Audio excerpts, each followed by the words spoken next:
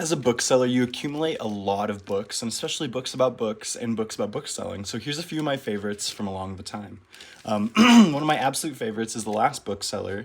So this one is one of those ones that when I was first getting into my career, first getting into bookselling, kind of curious where I wanted my life path to take, this is the one that kind of convinced me to go with bookselling.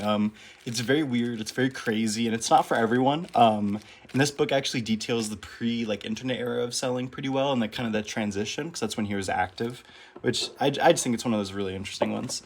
Another one which is really interesting is The Badass Librarians of Timbuktu. So this takes place with a archivist smuggling out manuscripts from Timbuktu during the Al Qaeda time, and it's extremely riveting. It's extremely interesting because his work was so important. It's based off true story, because a lot of those manuscripts would have just been lost to war, lost to time. But he was able to save them, which I think is really interesting.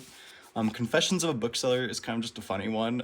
It's kind of set in diary style, so a lot of it kind of looks like diary entries. It kind of like has customer accounts, money made that day. It's just kind of one of those interesting ones. And I think he has another book as well. They're kind of out of print. A lot of these bookselling books are out of print, kind of. It's kind of weird. And then, of course, we have ABC for book collectors. This one's just essential for anyone wanting to get into the nitty-gritty of selling, of book collecting, wanting to know more about the physical objects, some of those terms that booksellers and collectors use to describe their items. It's just kind of like a bookseller's Bible, if you will. But yeah, these are definitely my favorites right now.